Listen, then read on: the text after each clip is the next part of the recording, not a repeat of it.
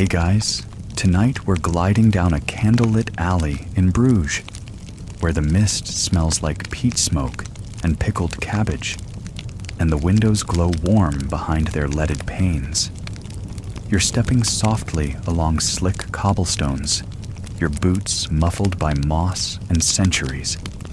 Around the corner, a market cart creaks by, overloaded with turnips and gossip, and above you, from an open window, a lullaby wafts down, off-key, but soothing all the same. You're here to uncover a curious tale. Why would the wealthiest man in this medieval wonderland need 11 bedrooms, but not a single toilet? You probably won't survive this. No, really. If you lived in 14th century Bruges and had a weak stomach or an overactive bladder, you'd be doomed. This was a time before plumbing, before soap was mandatory, and before anyone thought putting a hole in the floor might be a good idea. So, before you get comfortable, take a moment to like the video and subscribe, but only if you genuinely enjoy what I do here. And hey, tell me where you're listening from and what time it is there. I always love knowing who else is staying up with me across the centuries. Now, dim the lights. Maybe turn on a fan for that soft background hum, and let's ease into tonight's journey together. You walk along the Minnewater, Bruges' so-called Lake of Love, where the air carries the soft scent of fish, damp stone, and the distant, not-so-soft scent of horse droppings. The year is 1384. Bruges is booming. Merchants bustle with coins sewn into their cloaks. Artists hum while chiseling away at future church commissions, and the canals churn quietly under wooden footbridges, dark and lazy. And somewhere beyond the lace shops and lanterns, a mansion rises, massive, ivy-draped, and suspiciously window-heavy. This is the house of Master Geldrick van der Meer, a man whose name is said with awe, envy, and just a hint of sewer breath. You're not exactly sure how he made his fortune. Some say wool, others say salt. A few whisper about illicit French perfume routes. But the one thing everyone agrees on is this. The man is filthy, fabulously rich, and a little odd. He built a house so large it casts a shadow across an entire alley. It has 11 distinct bedrooms, each with its own name, like the Room of Blue Whimsy and the Quiet Chamber of Regret. Weird names for spaces no one ever seems to sleep in. As you approach the door, which is carved with tiny lions wearing spectacles, you pretend not to notice. A servant nods and opens it silently. You're met with the thick scent of beeswax, lavender, and something else. Onions? No, that's just the city. Inside, the air is tight and warm, as though the whole house is wrapped in wool. You move slowly across the tile, each square painted with allegories you can't quite decipher. A donkey reading a scroll, a cabbage weeping. The man had money and an imagination. A fact, Bruges in the late 14th century was one of Europe's richest cities. Thanks to the wool trade, a strategic location, and an almost concerning tolerance for cheese-related taxation, its citizens were flush with cash and eager to show it. Tapestries? Yes. Gold-leafed prayer books? Obviously. But nothing said, "I've made it," quite like bedrooms. Historians still argue whether this was practical excess or pure one-upmanship, because while the average Bruges family huddled in a 2-room cottage with a goose and a shared bucket, the elite were building palatial homes with more beds than inhabitants. Back in Geldrick's entry hall, your eye catches a peculiar sign near the staircase. The Chamber of Sorrows, left of the Falcon. You pretend you didn't read that. Instead, you run your fingers along a velvet drape, dyed so richly purple it probably cost more than your entire existence. And yet, for all the grandeur, something's off.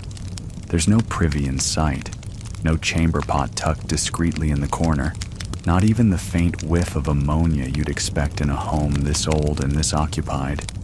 It's as if he designed it that way. You continue deeper, passing under a chandelier made entirely of oyster shells and panic. In one room, a servant arranges cushions by candlelight, mumbling something about the right alignment for the Duke's back. Another kneels, polishing a brass doorknob with the reverence of a monk wiping a holy relic. The house feels less like a home and more like a gallery curated by a sleep-deprived collector with a grudge against simplicity. And still, no toilets. Outside, you hear a church bell chime once, then twice. Midnight in Bruges. Time moves slower here, wrapped in velvet and tradition. You imagine the town square not far from here.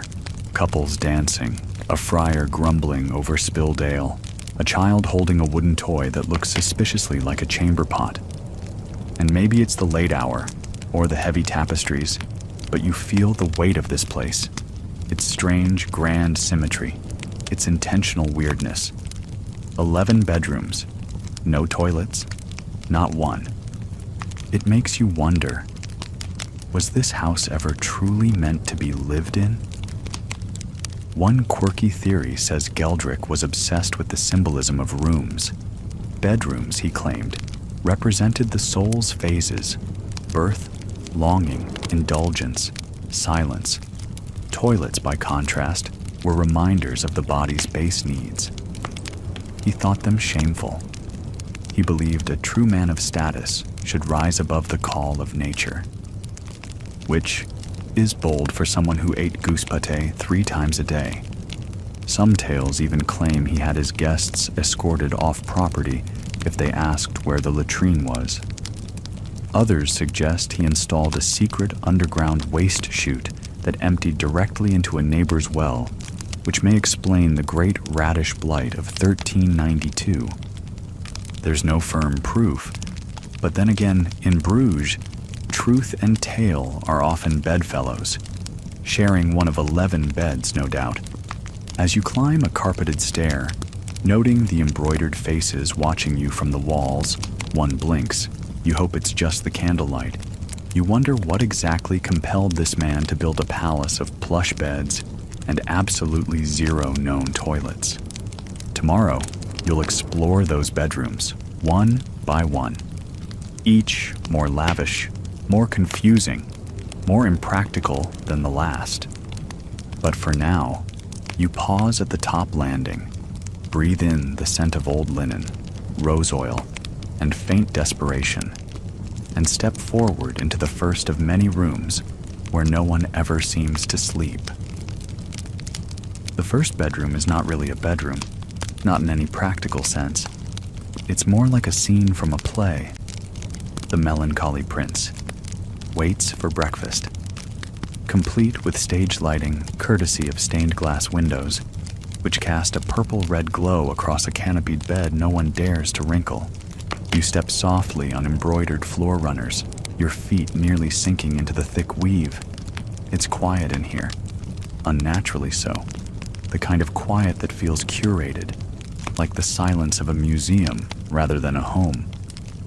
A caged canary gives one sleepy trill from its perch in the corner, then remembers it's in a room that costs more than its life, and shuts up again. This is the Crimson Room. Not because it's bloody, although one tapestry does feature Saint Apollonia pulling out her own teeth, but because the whole place is dripping in velvet, the shade of sunburnt cherries. The bedposts are carved into lions clutching roses, the kind of detail no one would notice unless they were politely pretending to admire your wealth, while secretly calculating how much they'd make pawning your bed frame. Master Geldrick doesn't sleep here. He hasn't, not once. This room exists for one purpose only: to be seen. And not by the servants. Goodness, no. They're forbidden to look directly at the silk canopy unless ironing it. This room is for guests, important guests, the kind who might report back to the city council, or more likely, the wine club. A room like this sends a message. Yes, I am absurdly wealthy. And no, I don't actually need this bed. You make your way to the next room. It's across the hall, down 2 steps, past a bronze statue of an otter doing something, suggestive with a lute. You pretend not to notice. This next room is themed in a way that suggests money can buy taste, but perhaps not self-awareness. Welcome to the Sky Room, where everything is pale blue, cloud-patterned, or vaguely feathered. The ceiling is painted with cherubs, though one of them has a face that looks suspiciously like the city mayor, which raises some questions. The bed is so high off the ground, it requires a footstool and a small amount of courage. There's a rumor that Geldrick once hosted a visiting Danish diplomat here, who climbed into the bed, vanished under the goose-down covers, and wasn't found until the following Thursday. This is where you start to notice a pattern.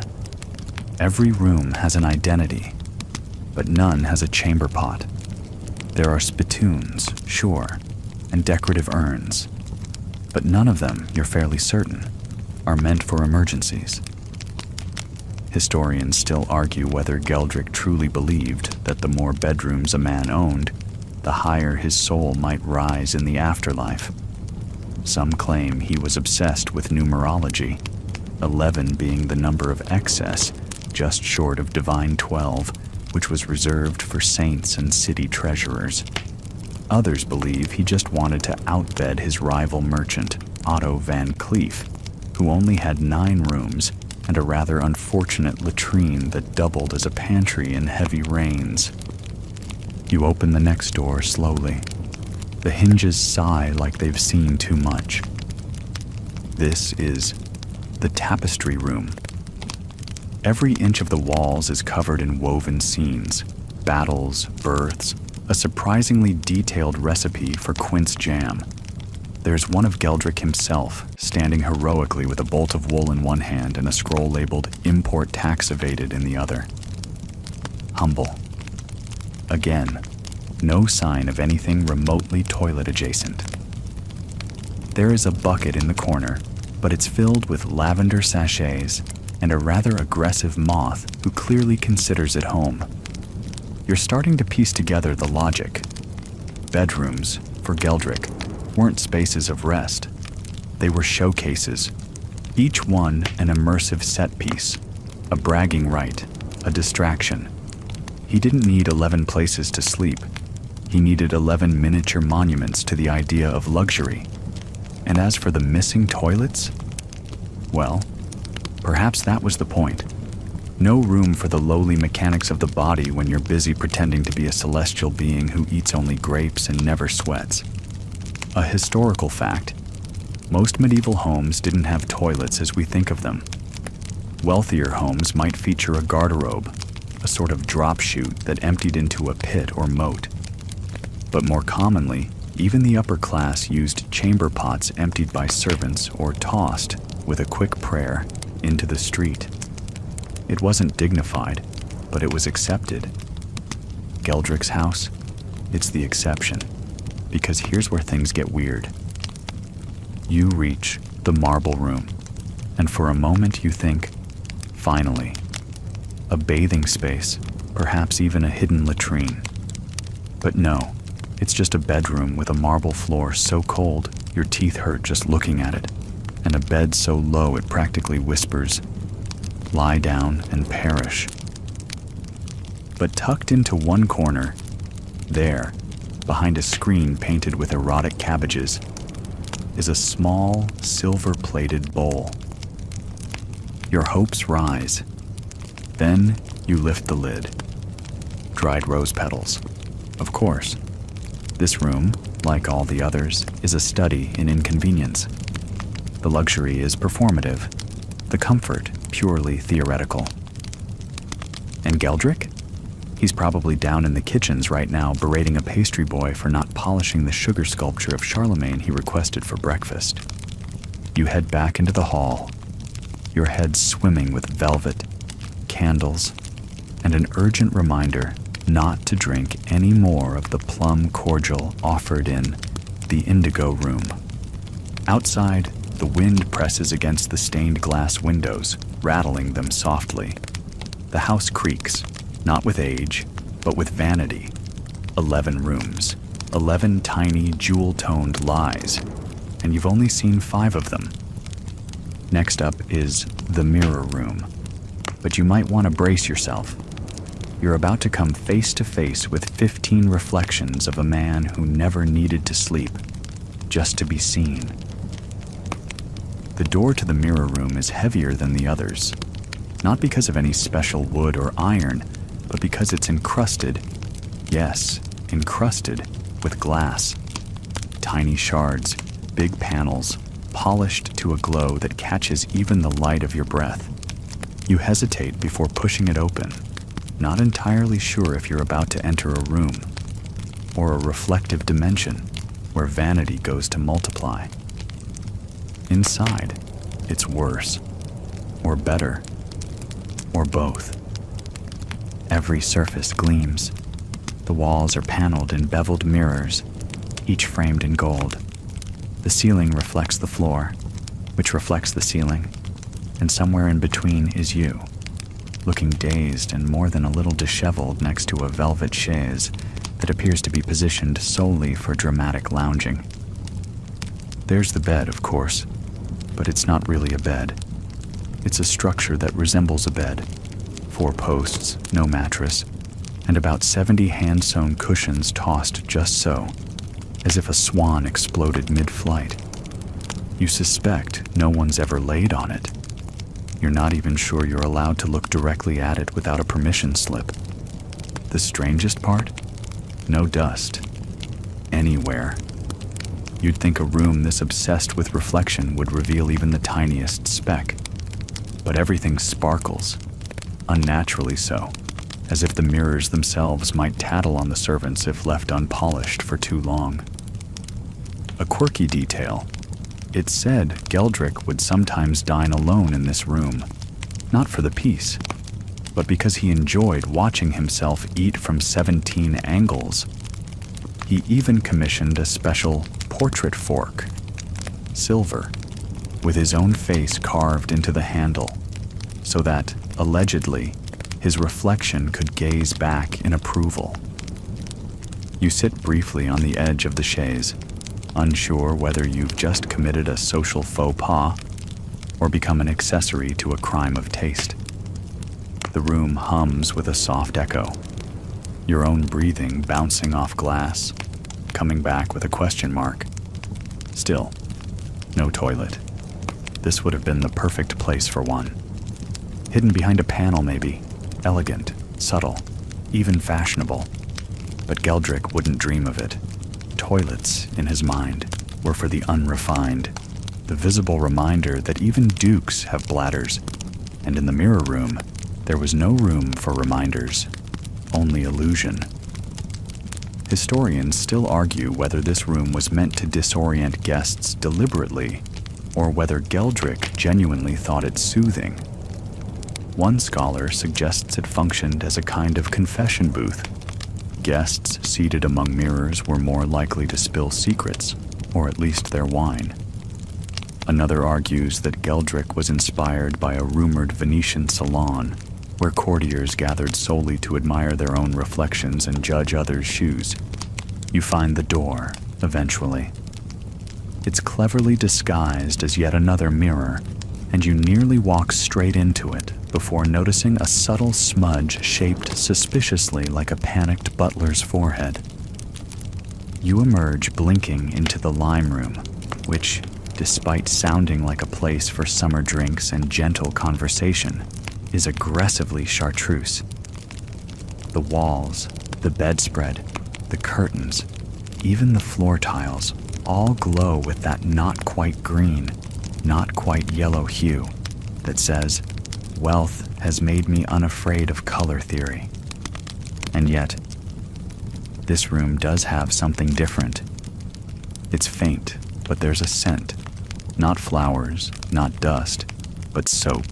Real, sharp, carbolic soap. You follow your nose and find, behind a small screen covered in birds with very judgmental eyes, a wash basin. It's beautiful. Marble with tiny inlaid amethysts. And next to it, a pitcher of water. Fresh, still warm. You lean closer. Could this finally be it? A washing chamber? A primitive half bath? You pull back the curtain a little more. Nope, just a soap collection. 16 different blocks. Lavender, ash, bay leaf, almond milk, goat tallow, one suspiciously shaped like a trout. Not a single hint of drainage, just display soap. Another room dedicated not to function, but form. Like a cake you're not allowed to cut, and a soap you're not allowed to lather. You sit on the side chair, ivory carved with ducks fighting over a single pea, and take a breath. Because here's what's becoming clear. Geldrick didn't build this house to be lived in. He built it to be remembered. A historical fact, the elite of Bruges were increasingly obsessed with status displays by the late 1300s. Wealthy families commissioned elaborate homes, not just for comfort, but as proof of their success. Having space you didn't need was the ultimate flex. Think open floor plans, but with more weeping saints and fewer throw pillows. Geldrick just took it a little further. Next is the Velvet Room, the one locals whisper about. They say it's the softest room in Bruges, that the walls muffle all sound, that even the floor has memory foam, made of actual memory, of sheep. And no one, not even Geldrick, could remember why he built it. But that's next. For now, you leave the lime room slightly more confused than when you entered. 11 bedrooms, still no signs of sanitation, but a growing sense that each room is a mirror, literal or metaphorical, of one man's obsession with appearing untouchable. As you head down the hallway, passing a portrait of Geldrick riding a lion, the lion looks resigned. You wonder again, did he ever sleep in any of these rooms? Or did he just drift through them, admiring the view? Maybe that's why there are 11, so he'd never have to wake up in the same lie twice. The door to the Velvet Room doesn't open so much as it exhales. As you push it, a faint puff of rose-scented air slips past your face, warm and oddly sleepy. You cross the threshold, and suddenly the world goes quiet. Too quiet. The walls are padded. Yes, padded. Swaddled in burgundy velvet from floor to ceiling, as if someone looked at a pillow and said, "What if this, but for architecture?" Even your footsteps vanish into the thick Persian rug beneath you, one so plush it could probably smother a medium-sized rebellion. You speak aloud, just to test the room. "Hello?" Nothing. Not even an echo. It's like yelling into a cake. In the center stands a bed shaped like a clam, upholstered in layers of ruched velvet, with a pearl-colored canopy drooping dreamily overhead. The drapes are tied back with ropes so thick they could anchor a small ship. The air smells like powdered violets, old books, and ambition. And once again, no toilet. This might be the most private room you've encountered so far. It feels cocooned, like being inside a very rich person's sigh. But if you were hoping for a hidden latrine here, a secret chamber pot tucked behind all this padding, well, no. At most, you find a velvet footstool that creaks when you lift the lid to reveal extra velvet. You are now 5 bedrooms deep into this house, and the pattern is glaring. All fantasy, no function. A quirky tidbit? This room was rumored to have magical sleep properties. Geldrick reportedly had it constructed using textiles dyed under a full moon and stitched by widows who wept into the thread. Completely ridiculous, of course, but he did pay extra for the widow tears service, which appears to have been a scam invented by two tailors from Ghent. The silence here isn't just physical, it's psychological. Without the constant clatter of the street, or the muttering of servants, or even the echo of your own voice, you're left with thoughts. And one of those thoughts, quite suddenly, is, where does everyone go to relieve themselves in this house? Historians still argue whether Geldrick truly believed in asceticism or was simply exercising passive aggression on a grand architectural scale. Some point to records of elaborate gardens being built behind the estate, gardens which may have, in fact, served a more relieving purpose. Others believe he was secretly building a private bathhouse nearby and wanted to drive up its value through manufactured scarcity. The medieval version of, there's only one Starbucks in town. But inside the Velvet Room, none of that matters, because now you've sunk into the chair. It's a fainting chair, half lounge, half hug, and it holds you like a gossipy ant. You close your eyes for a moment and imagine Geldrick doing the same. Not sleeping, no. He never really slept in these rooms, but lounging, sipping almond milk, listening to someone read him a very boring sermon in Latin while he nodded along, dreamily, feeling superior.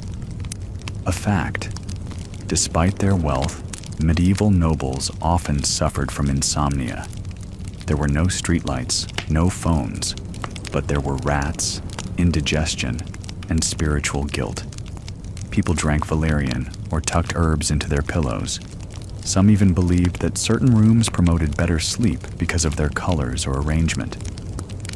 This room, with its hushed opulence, would have been a contender.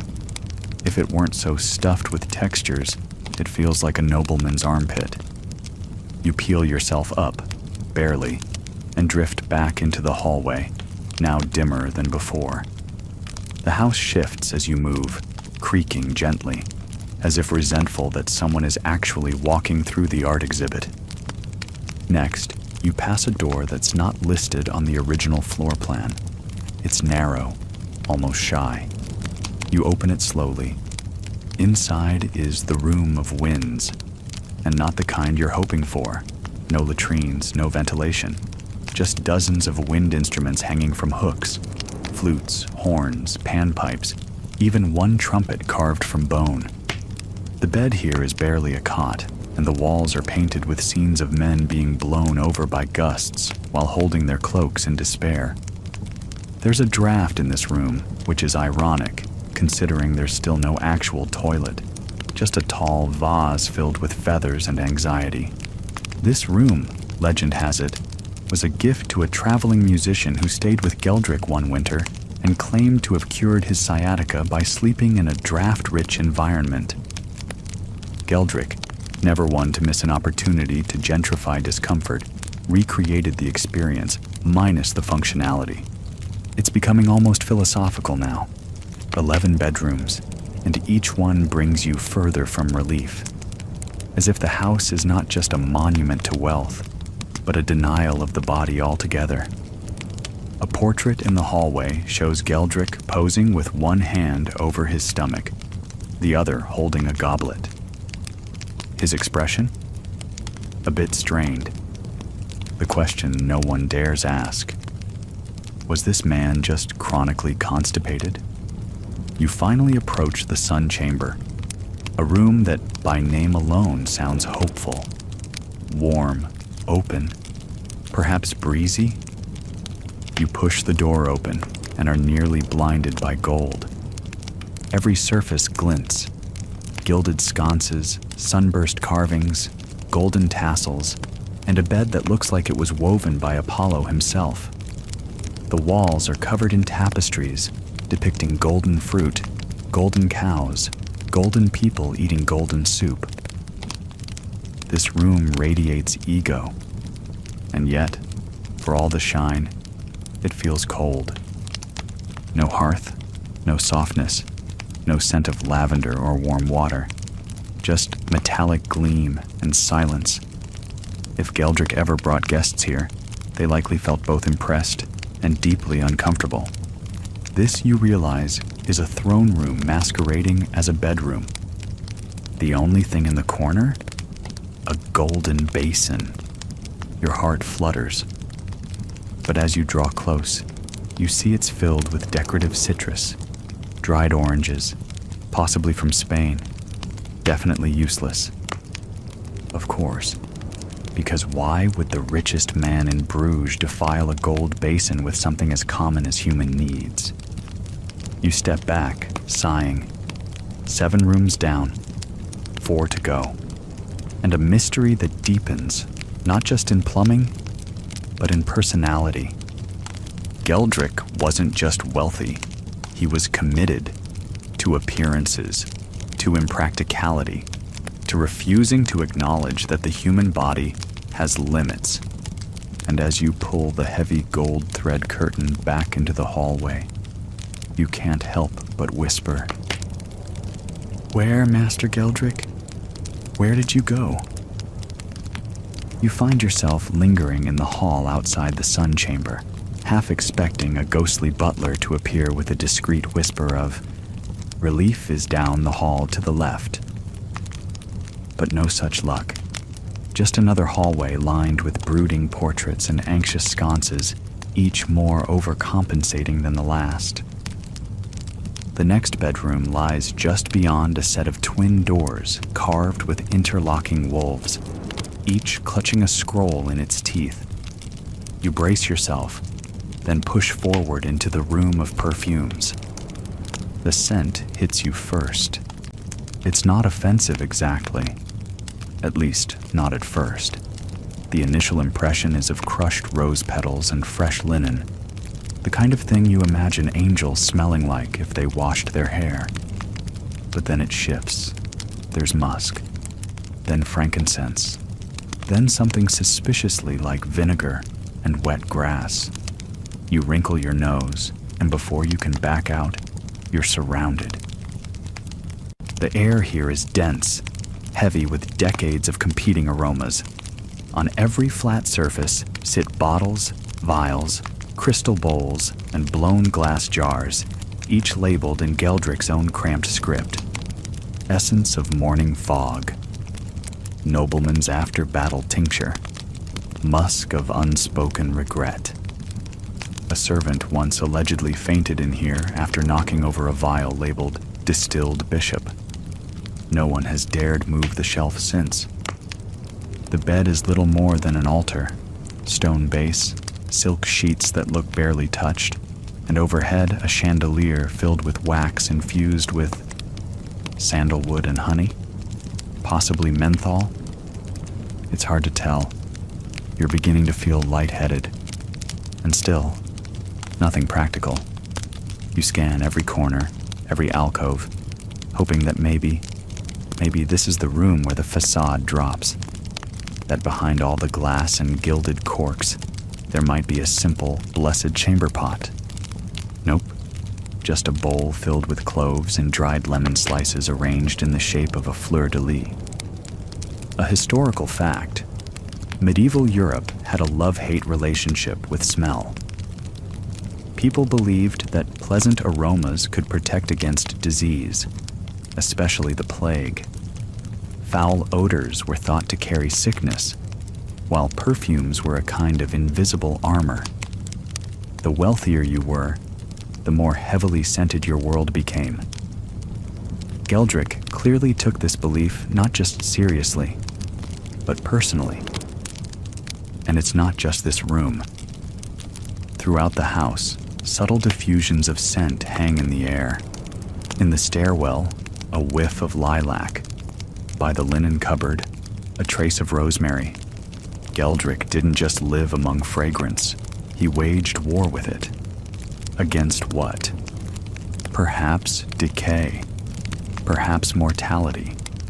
Perhaps the idea that anything in his presence should dare to smell like what it actually was.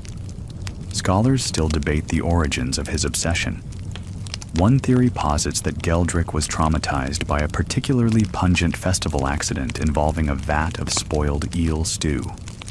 Another claims he once traveled to Florence and was humiliated at a banquet where his natural musk was mistaken for the main course. Either way, his revenge was olfactory and ongoing. You tiptoe around a dangerously wobbly perfume pyramid and find a diary left on the windowsill, its pages stuck slightly together from age and essence. One passage reads, "Today I blended hawthorn with civet and saffron. Mistress W. declared it unbearable, like sin wrapped in a funeral. Success." You close the diary, slowly. In the corner is a dressing table, its surface covered with more oils, combs, and mirrors, each rimmed in ivory. No chamber pot underneath, just a drawer containing sachets stitched into the shape of tiny screaming faces. You choose not to investigate further. A quirky detail. Some of the perfumes here were brewed with, shall we say, medicinal ambition. One vial is labeled, "For troubled humors, apply to ankles." Another simply says, "Repels in-laws." And it makes you wonder, was this all about comfort? Or was it an attempt to mask something? Perhaps the very absence you keep circling around? There's a theory, whispered among the more speculative historians, that Geldrick's house is not toiletless at all, but that he hid them in plain sight, that each room holds a secret, a disguised stool, a pot behind a false panel, a cushioned bench with more secrets than stuffing. But no proof has ever surfaced, no blueprints, no maps, not even from the disgruntled cousin who once tried to sue Geldrick over a soiled tapestry. So far, you've found fragrance, but no function. 11 bedrooms, and not even a humble wooden seat with a hole in it. You stumble back into the hallway, blinking from the perfume haze. A servant ghost, you're convinced of it now, has opened the next door for you. The guest room. At first, you think it might finally be normal. There's a fire, a sensible bed, a carpet that looks, dare you say it, walkable. The window opens. The air doesn't choke you. And on the bedside table is a ceramic jug, a matching basin, a linen towel. Your pulse quickens. You check under the bed. No chamber pot. Of course. But then, you see it. Against the far wall, hidden behind a 3-panel folding screen, painted with trees and birds and a discrete number of cherubs. A chair, with a lid. You cross the room slowly, cautiously, as if you found forbidden treasure.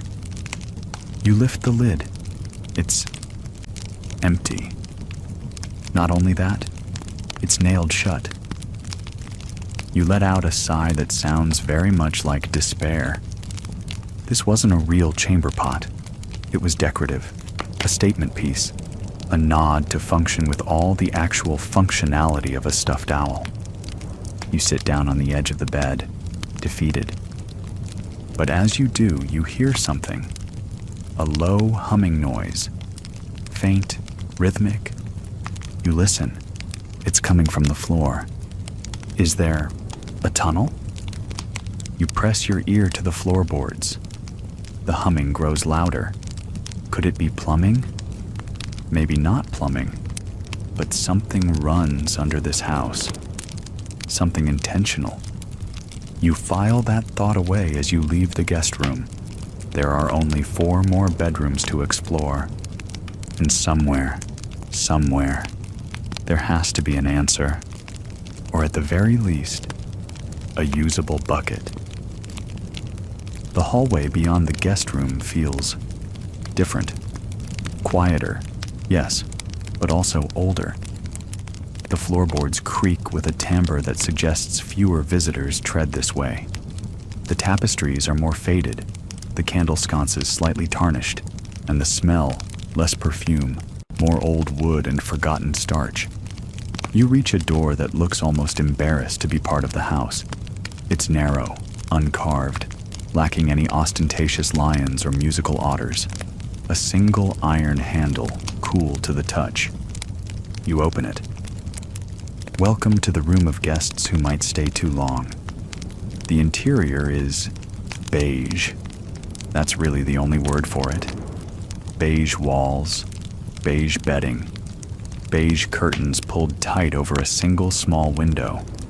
The furniture is plain, wooden, functional, and deeply suspicious for being neither gold-plated nor velvet-encrusted. The bed, modest. The pillows, understuffed. The only decoration is a painting of a pear, not a bowl of pears, just one, and it's slightly bruised. This was clearly not intended for anyone Geldrick truly valued, and it tells you something important.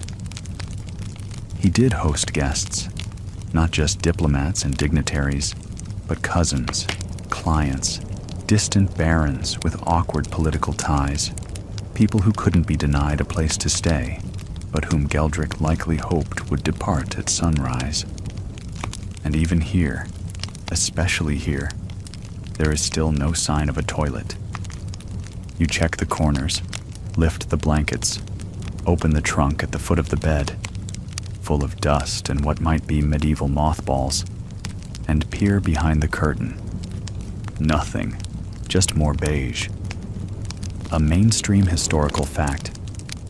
In noble and merchant households, it wasn't uncommon to have designated guest chambers that were intentionally plain. Hospitality was required, but enthusiasm was optional. You couldn't be accused of impoliteness, but you also weren't obligated to gild the toilet seat. A quirky tidbit?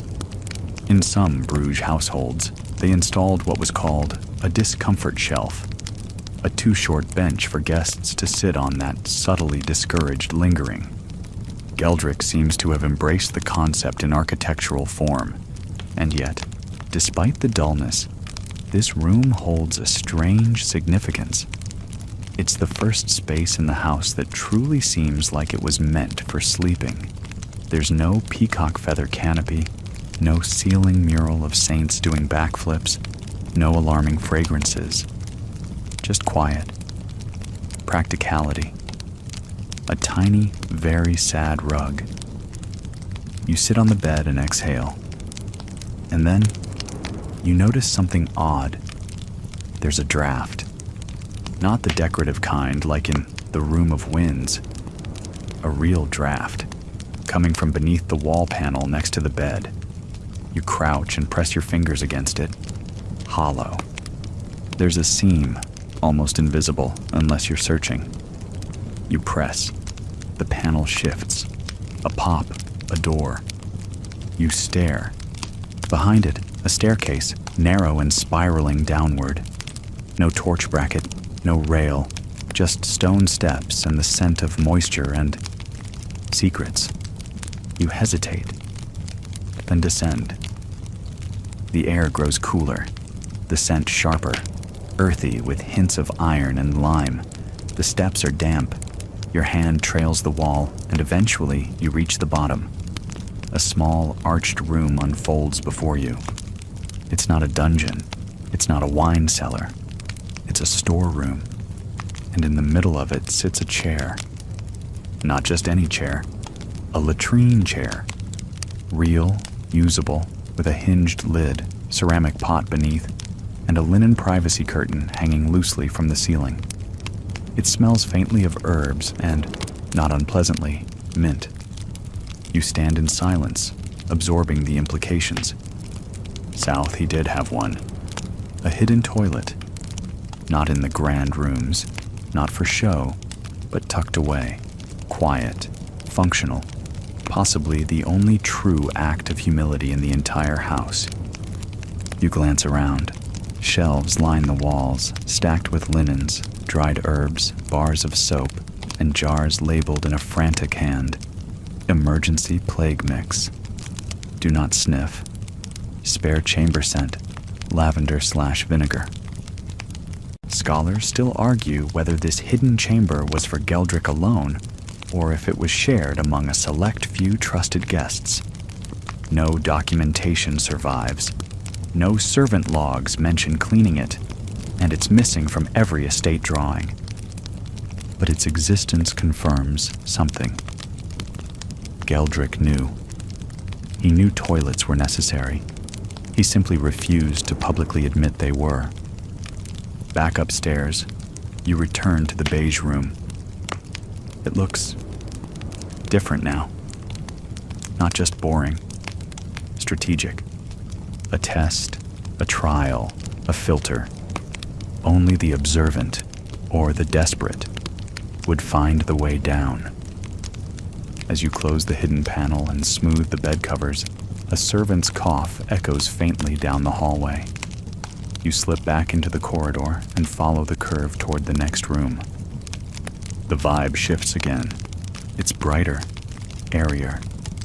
Someone's drawn the curtains open. Sunlight spills in, dust motes dancing lazily. You step into the room of feasting and naps. At last, a space that admits to human indulgence. There's a daybed near the window, cushions strewn as if someone actually used them. A low table sits nearby, still cluttered with crumbs, a half-empty wine jug, and a bowl of plums in various states of abandonment. This room feels alive, or recently lived in. You sniff. No perfume. Just bread, cheese, grapes, and a small miracle. A modest lidded pot beside the window seat. Could it be? You approach carefully. Lift the lid. It's a fruit bowl. Of course it is. Pears and plums carved from soap. Why are they carved from soap? You set the lid back with the tender resignation of a soul slowly unraveling. Still, you allow yourself a faint smile, because you now know the truth. Behind the performances, the rooms, the theatrical denial, somewhere, hidden deep below this house, is a single, real, functioning toilet. And that means everything else in this mansion, all 11 bedrooms, all the scented lies, are deliberate fictions, a show. And you're not just visiting, you're the audience. You move to the window and gaze out at Bruges, rooftops bathed in the golden late-day sun. Bells toll faintly in the distance. A cheese vendor yells something indecipherable but enthusiastic. You've seen 8 rooms. There are 3 more. And while you're finally beginning to understand Geldrick's logic, there's still one pressing question. If you had that much money, would you build a toilet? Or would you just buy more chairs? The corridor darkens again, the sunlight from the feasting room disappearing behind heavy brocade curtains that someone, somewhere, must have drawn for a reason.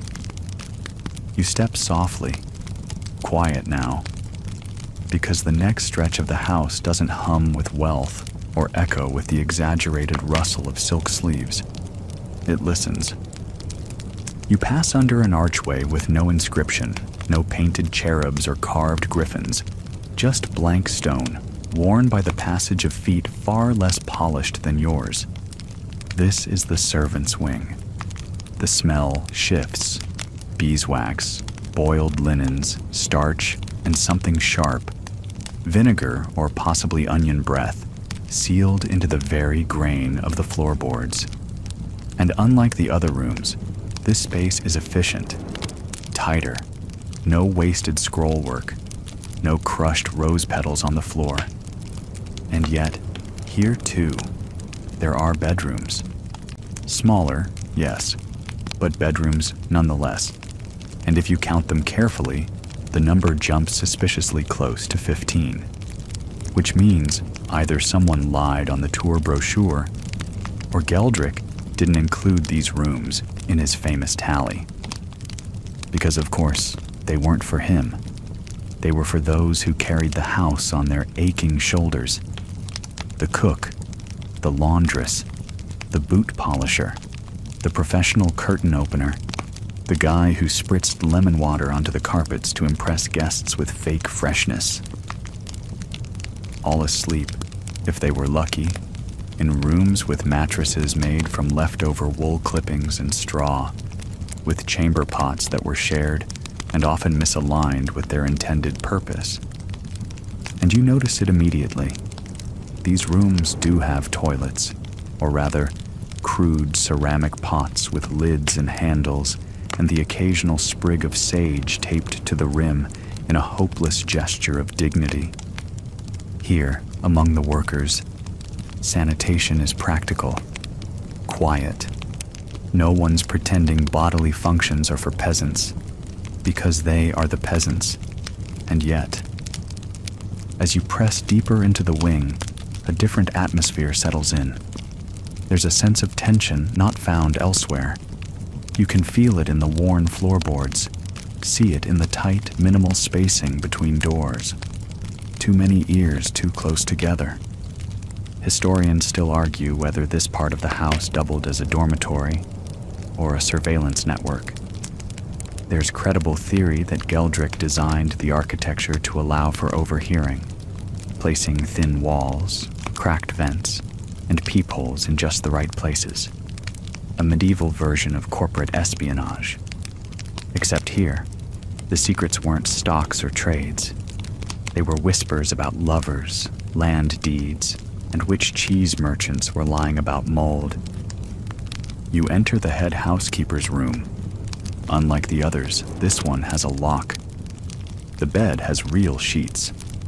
There's even a mirror, albeit one so cloudy it mostly reflects your regrets. A writing desk stands to one side, parchment scattered across it, stained with what might be ink, but looks suspiciously like beetroot soup. One scrap of parchment lies half unrolled. You can't help but read. Lady Felique entered via west corridor at third bell, dismissed 2 maids, spoke in whispers to the master. Duration: 11 minutes. Departed without lace gloves. You blink. This isn't housekeeping, it's surveillance. Another paper lists a week's meal plans and which servant received which spoon. You start to see the pattern. Who eats where, who's stationed when, who might overhear what, and most tellingly, who uses which bedroom. Master Geldrick, it seems, had his own kind of ledger. Not for wool or gold, but for information. And it makes sense. In a world without phones, emails, or therapy, secrets were currency. And if you had a house full of servants, well-fed, overworked, and living 3 steps from your boudoir, you'd be a fool not to make use of them. A quirky tidbit: one merchant house in Bruges had a listener's chair built into the corner of the drawing room, just high enough that a servant could sit behind a tapestry and record what was said during negotiations. They were told it was for acoustics. It wasn't. You open a cabinet. Inside, journals, row after row, cataloged by date and smell. Some have titles like West Wing, July, Lemon Month. Others are simply numbered. One is wrapped in velvet and locked with a clasp. You can't open it. But it hums with implication. And it makes you rethink the entire house. Those bedrooms with no beds? Maybe they were for show. Maybe they were also traps or tests or stages where guests were encouraged to play out their status, their vanities, their secrets, while hidden eyes took notes. You pass another door, the butler's room, smaller somehow despite the elevated title. Inside, you find maps of the house, multiple maps, each one slightly different. One shows a hidden corridor connecting Geldrick's main bedroom to a guest suite 2 floors away. Another shows an emergency bucket protocol mapped by quadrant. One even includes a curious symbol near the feasting room: a bucket, a pear, and a question mark. You don't want to know. You step back into the hall, and there, down at the end, a final door. Reinforced, locked, no keyhole. Just a worn spot on the stone where someone clearly liked to lean and listen. The legend room. No one knows what it contains. Some say it was Geldrick's archive of blackmail. Others believe it was where he kept letters from his long-lost sister, who ran off with a circus goat trainer.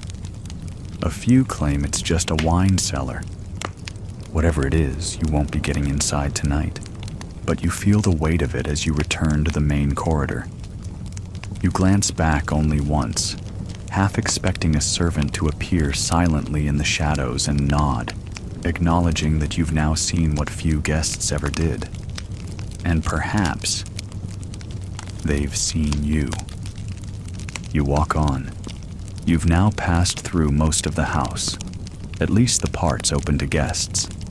But what stands out isn't just the silk sheets or the perfume fountains or the scandalous lack of toilets. It's the silence. The cultivated silence of a house with too many rooms and too many eyes. A house that pretends not to listen, but hears everything. You reach a staircase, spiral, grand, designed for gowns and drama. It's time to go up, because above you lies the ledger room, the one room Geldrick never showed anyone.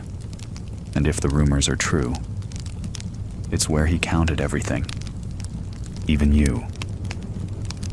You ascend the spiral staircase slowly, hand brushing the cold stone of the rail, not polished like the banisters below, but chipped in places, as if someone once gripped it too tightly.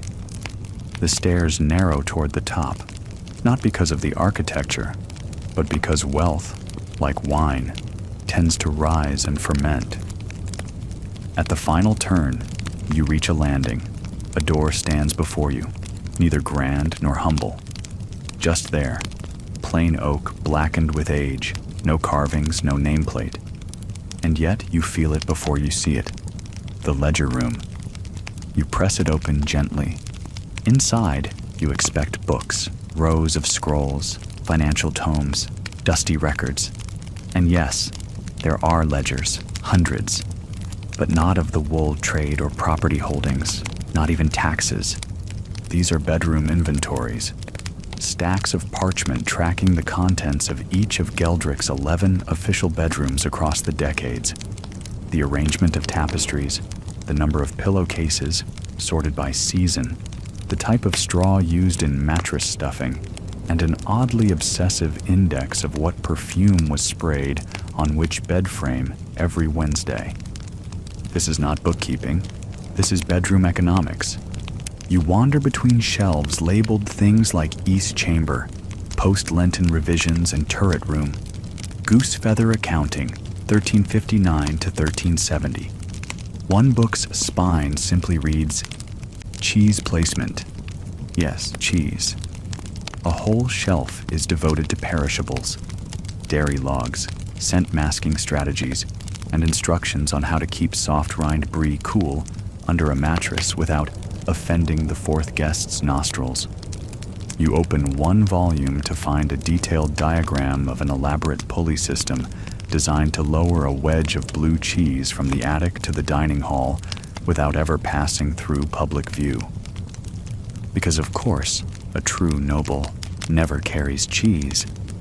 Historians still argue whether Geldrick intended this bizarre inventory system as a way to catalog luxury or simply to distract his competitors. After all, if you make your rivals believe that cheese storage is the key to power, maybe they'll waste time insulating their cradles with Gouda too. You flip to another log, and here things get even more absurd. Mistress correspondence, sorted by bedpost. Apparently, each of Geldrick's romantic entanglements had a designated room, and letters were hidden accordingly, under mattresses, inside curtain tassels, behind false drawers. One page reads, Countess Thalia. Response due. Burn previous letter. Too many metaphors. Move her satin handkerchief to second armoire drawer to indicate displeasure. It's like reading a medieval version of email folders. Romantic angst, but categorized with archival rigor. But here's the truly strange part. Next to the romance records and dairy dispatches are inventories that have nothing to do with sleeping. One shelf is labeled, Letters Not Meant to Be Opened, and another, Furniture That Makes Guests Uncomfortable. One entry lists an entire chair carved to resemble a startled goose, a supposed test to see which visitors would comment on its absurdity. Apparently, no one did, and all of it, filed under bedrooms.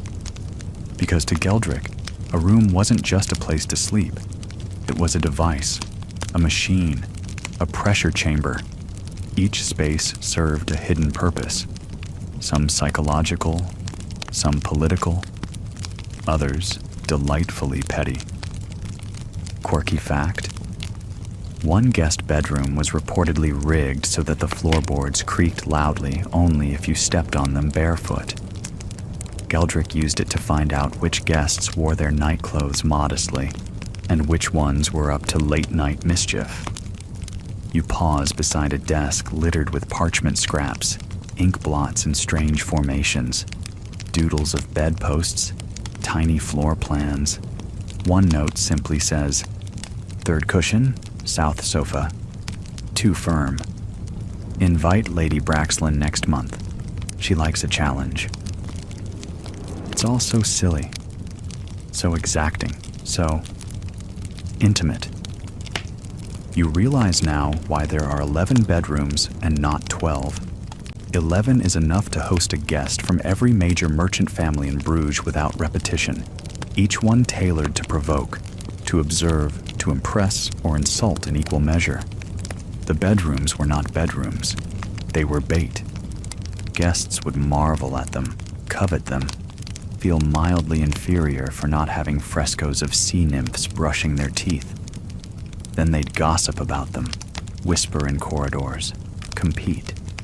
And in doing so, they revealed themselves, precisely what Geldrick wanted. Historians disagree on the ultimate purpose of all this micromanagement. Some say he was simply eccentric. Others believe he ran the city's first information network, disguised as hospitality. A few wild theories even suggest he was constructing a kind of psychological map of Bruges' elite, one bed frame at a time. You sit down in the center of the room, surrounded by all these records of luxury, insecurity, and goat cheese espionage. You understand now. Geldrick didn't just build a house, he built a system. Each bedroom was an investment, a theater, a trap, a whispering gallery where every throw pillow and misaligned curtain told him something about his guests, and in return, told his guests something they wished he'd believe about them. And what of the toilets? Ah, yes. Oddly, this room contains a few scattered entries under chamber sanitation, sparse, almost begrudging, as if even the idea of cataloging human waste offended Geldrick's sensibilities. One note reads, "Bucket rotation successful, smell levels tolerable. Kitchen help instructed to add lavender stems." Another, refused indoor privy suggestion from Master Brune. Stated, "Wealth needs no pipe." You can't help but smile at that. Because here, amid hundreds of books about beds, scents, silk threads, and cheese temperatures, there is nothing quite so consistent as Geldrick's disdain for practicality. No toilets, but a record of how not to have them. And that's the difference. He wasn't ignorant of sanitation. He just decided that perception mattered more than relief. After all, how powerful must you be to inconvenience everyone around you and have them thank you for the honor? You close the ledger gently. It smells faintly of rose petals and old mustard. And somewhere behind you, the wall groans softly. You turn. Time to leave the ledger room before it adds a new entry. Section 8. The guest who read too much. You descend from the ledger room slower than before, not because your legs are tired, though they are, but because your mind is full now, full of cushions, of scandal letters, of weird cheese diagrams. And yet, just as you're wondering whether anything could possibly get stranger, you pass through a velvet-curtained archway and arrive in the dressing gallery. Yes, not a dressing room, a gallery, a full hallway, wall to wall with mirrors, silver-backed, imported, and staggered at dizzying angles so that you can see yourself 3 times before you even realize it. Above the mirrors, hand-painted frescoes show well-dressed people getting dressed. And if that feels unnecessarily meta, well, congratulations. You've entered the theater of dressing, Bruges edition. Geldrick believed that dressing was a public performance. Clothes weren't just status. They were strategy, a kind of silk-wrapped signal. And so, every morning, after eating a spoonful of crushed almonds soaked in goat milk, for complexion, allegedly, he would dress like a man under siege, slowly, with deliberate flair, and always with an audience. You pass by a wooden bench, and it squeaks as you sit, just enough to draw attention to your imagined entrance. And suddenly, you feel it. The eyes. Not real ones, of course, just painted ones. Lifelike portraits on every wall, looking slightly downward with smug 14th century brows that say, "Are you really going to wear that doublet today, darling?" Here, Geldrick would host morning observers, carefully selected guests invited to watch him get dressed as part of the day's activities. Think of it like an early fashion show, but with more linen and fewer apologies. And it wasn't just one outfit per day. According to records, Geldrick changed clothes 4 to 5 times daily, each change tailored to the event, the audience, the time of day, and, believe it or not, the current smell in the room. He reportedly wore more breathable fabrics when he knew the chamber pots hadn't been emptied yet. Historians still argue whether this wardrobe excess was a personal vanity or a calculated political tool. Either way, you're now imagining a grown man sniffing his own hallway before picking a robe. The sequence was methodical. Morning robes were light, with embroidery meant to look accidental. Afternoon layers leaned toward deep burgundy or imported green, suggesting wealth and digestion. By dinner, the outfits grew structured. Stiff collars, ornate clasps, and sleeves so wide they needed their own escorts. And he never dressed alone. Enter the attire team. 4 servants, each trained in a specific category: laces, layers, footwear, and accessories.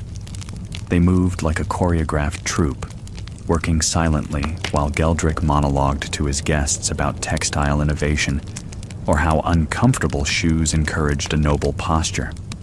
The lacing specialist? She could tie a tunic shut without touching the body. Just clever tugs on pre-threaded loops. The footwear servant? Rumored to have once kicked a rat mid-shoe without missing a buckle. Legends. Now you pass into the next room, the mirror chamber. Here, the floors are polished so smooth they reflect candlelight like water. You notice tiny marks on the floor, scuffs from pacing. Apparently, Geldrick liked to walk in circles after changing, pretending to forget things, so others could get a longer look at his sleeves. At the far end of the chamber stands a curious contraption, a vanity theater box, a small wooden booth with curtains and a peephole. According to fringe accounts, this was where Geldrick would occasionally test new outfits, asking his servant to watch anonymously from the box and rate each look by ringing a bell once, fashionable, twice, forgettable, or not at all. Fire it immediately. You try not to laugh, or ring the bell. And just as you think this can't get more dramatic, you spot a hallway marked Salon de Déjeuner Robe. Yes, a breakfast robe room. Apparently, certain guests were offered custom-embroidered garments just for the morning meal. One known example, a gown with dancing ferrets stitched in gold thread, worn only when Master Geldrick was in a playful mood. Quirky fact, one guest reportedly fainted when served a plate of eggs by a servant wearing the exact same brocade pattern as the tablecloth. Coincidence? Geldrick said nothing. The gossip papers, yes, there were those, called it a textile betrayal. And here's where things get sleepily absurd. You enter a small alcove labeled the Fainting Walk. It's just 10 paces long, lined with plush wall cushions and a gently sloped floor, designed, as far as scholars can guess, for visitors who became overwhelmed by the daily dressing displays. Some say it doubled as a quiet corridor for dramatic storm-offs. You lean against the wall now, eyes fluttering. The faint scent of lavender and starch clings to the velvet, and you realize that in this house, clothing wasn't just fashion, it was surveillance, theater, power, every stitch, every sleeve, a silent message. One historian once wrote, "To walk into Geldrick's wardrobe was to walk into a parliament of cloth." And Geldrick? He was the speaker of the house, in silk shoes. Even the choice of fabrics was strategic. He favored blends that were slightly scratchy, not enough to irritate, but just enough to keep him alert. Alertness, he said, was the true luxury. Sleep was for the poor, which, to be fair, probably explains why he had 11 bedrooms and spent most of his time dressing rather than resting. And what about his guests? They followed suit. Over time, his regular visitors began changing their outfits more often. Silk imports rose. Tailors became booked months in advance. One merchant even tried dressing his dog in lace just to keep up. Bruges became a city of sleeves and pockets and heavily perfumed collars. Because in a world without indoor plumbing, where no one had toilets but everyone had mirrors, what mattered most wasn't how clean you were, it was how convincingly clean you could look. You step cautiously now, past the mirror chamber and the last of the fainting benches, and into a darker, quieter wing of the house. The rugs here are thicker, older, and faintly musty, though Geldrick would have insisted they smelled like aged cedar and ancestral wisdom. The flickering candlelight reveals something peculiar on the walls, paintings of urinals. Not modern ones, of course. These are hand-painted medieval interpretations of what could only be described as fanciful chamber pots, glowing with gold leaf and looking oddly like flower vases. You have arrived at the most whispered-about part of Geldrick's mansion, and it hits you. Something that's been nagging since Section 1. There are still no toilets. Not a single one. 11 bedrooms, 4 fainting couches, a mirror hallway, a breakfast robe cabinet, and not a single designated place to relieve oneself. The wealthiest man in Bruges owned half the textile routes between Flanders and Florence, but apparently had no interest in, say, a discreet corner chamber pot. So you ask the unaskable. Why? And, oh dear listener, the answers are as varied and absurd as you might imagine. One story, told by an ex-kitchen maid named Lisette, claimed Geldrick once walked in on a guest using a chamber pot in the wrong wing and became so scandalized he ordered all toilets removed in a fit of moral panic. Another rumor suggests he saw them as vulgar distractions from the dignity of household formality. Or perhaps, and this theory makes modern historians wrinkle their brows, he simply thought toilets were unlucky. Yes, you heard that right. There's a surviving letter in which Geldrick refers to a particularly stormy autumn as the cursed season of overflowing buckets. He goes on to blame the poor yields of that year's wool crop not on weather, market shifts, or the war in Ghent, but on the improper placement of waste bowls beneath the moon-facing gables. Historians still argue whether Geldrick genuinely believed in lunar waste influence or was simply too proud to admit his guests kept peeing in the stairwell. Now, technically, toilets did exist in some Bruges homes by this point in the 14th century. Crude wooden benches with direct access to waste chutes, usually leading into canals or pits. Not pleasant, but functional. And while indoor plumbing was centuries away, some wealthier homes had garderobes, walled-off privy closets with stone seats and clever drainage systems. Geldrick had the wealth to install 5 of them, 10 even, but he didn't.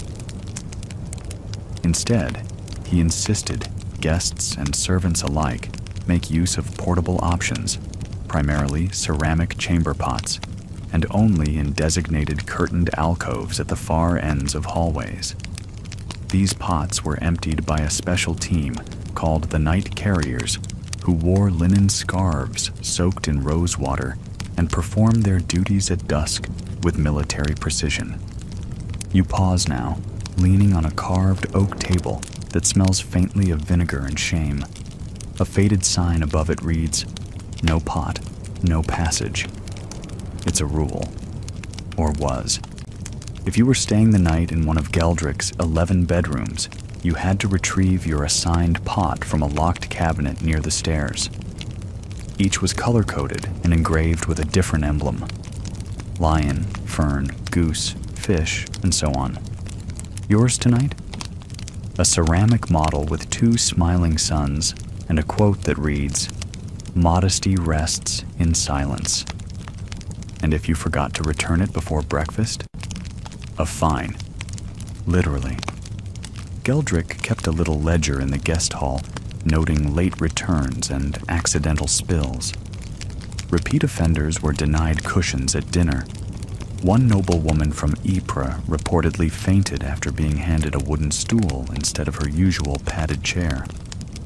The scandal made it into 3 prayer books. The strangest part? This wasn't seen as eccentricity. It was seen as fashion-forward. Soon, other elite households in Bruges began limiting toilet access, not out of scarcity, but as a form of etiquette control. Some even displayed their toilet abstinence like a badge of moral strength. You could endure an entire evening banquet without sneaking away to squat behind a drape. Clearly, you were of strong character and refined upbringing. And Geldrick? He reveled in it. He once hosted a 5-course feast in his 4th bedroom. Yes, a bedroom feast. And instructed the servants to remove all chamber pots from the floor before guests arrived. His reasoning? The scent of cooked swan should not compete with mortal concerns. One scholar referred to this period as Bruges' age of elegant constipation. It was admittedly short-lived. Still, guests suffered. There are letters, diaries, and at least one satirical play written by an anonymous playwright who described attending Geldrick's estate as equal parts opera, obstacle course, and bladder siege. But perhaps the most revealing document is an illustrated map drawn by a young Italian scribe who stayed in the house for 4 days. The The map includes 10 labeled relief zones, all located outdoors, behind hedges or near fountains. And one small sketch in the margin shows Geldrick himself, standing proudly between 2 fig trees, arms crossed, watching a guest try to relieve himself while wearing 3 layers of brocade. It's not just about toilets, you realize. It's about control. Geldrick's house was a carefully curated ecosystem of discomfort, masquerading as refinement. From his breakfast robes to his pot policies, he engineered every detail to keep guests slightly off balance, always in need of approval and never fully at ease. Because that's how power works. You don't need to raise your voice if your guest is already anxious about where to pee. So you walk on, chamber pot in hand, past another guest room, this one with seashell-studded walls and a bed that squeaks like a choir mouse, past a shelf of potpourri jars labeled peach, cabbage, and ambiguous summer, and into the night. Knowing that in this house, silence isn't just golden, it's heavily perfumed. You descend a narrow flight of stairs now, following the faint splash of candlelight reflected in watery ripples along the stone walls. It smells damper down here, like moss, old linen, and faintly sour wine. This is the basement wing, or at least part of it. And somewhere in the dripping quiet, the ghost of possibility lingers. Maybe he tried. Maybe Geldrick, for all his eccentricities, once did consider indoor plumbing. Because here it is, a hallway lined with what looks suspiciously like abandoned experiments. You pass an arched niche containing an upside-down copper funnel connected to a rope. Another features a slanted wooden chute that ends abruptly in a bricked-up wall. One room contains nothing but stacked goose feathers, a bucket, and a chalkboard with the phrase, "The flow must be gentle," scribbled over and over again. This is where the story shifts, just a little, from aristocratic weirdness to fragile innovation. Because for all the nonsense upstairs, Geldrick truly wanted to solve the toilet problem. Or rather, to reinvent it in a way that suited the image of a man who wore gloves to eat pears and believed beds should resonate with seasonal emotion. Let's back up. By the mid-13th century, Bruges was entering its golden age. With trade booming, the merchant class exploded in both number and ambition. That meant larger homes, denser neighborhoods, and yes, more waste. The canals that once shimmered with gondola reflections began to smell like boiled onions and despair. City records from 1367 mention a concerning volume of human discharge near the dye houses, which, let's be honest, is not how you want your textile district described. So, some wealthy citizens began to experiment. Not quite Roman aqueducts, not yet bidets, but early proto-plumbing systems, mostly involving wooden pipes, gravity-fed buckets, and divine hope. Geldrick, naturally, wanted in. Except, he didn't want to copy. No, he wanted to transcend. He hired an eccentric duo, Master Theodoric, a failed alchemist with a limp, and Dame Isabel, a nun expelled for mechanical impudence. Together, they were tasked with building a silent waste disposal cascade, a system that would carry human waste out of the house using nothing but soundless flow, blessed geometry, and the inexplicable power of goose feathers. Yes, goose feathers. You peek into one of the alcoves and there it is, a long wooden trough lined with neatly glued feathers, aimed downward into a hollow clay shaft. Above it is a copper bell. Theories abound. Some say Geldrick believed the feathers would muffle the noise. Others argue he thought they'd absorb scent. One particularly hopeful servant once said it was meant to tickle the shame right out of you. Historians still argue whether the system ever functioned or whether it was all just performative plumbing. What is known is that one particularly rainy spring, Geldrick's underhouse flooded, not from stormwater, but from uncontained bioflow, as one account delicately puts it. That summer, the mansion had to be evacuated for 2 weeks. All 11 bedrooms were aired out and sprinkled with powdered cinnamon. 2 servants quit. Theodoric and Isabel disappeared shortly after, leaving behind only a ledger entry labeled, "Not our finest hour." After that, Geldrick banned all plumbing projects, but his pride was wounded, and for a time, so was his reputation. The Merchants' Guild began whispering. One rival, Bartram the salt merchant, even hosted a dinner with a fully functioning garderobe and let guests take symbolic flushes in mockery.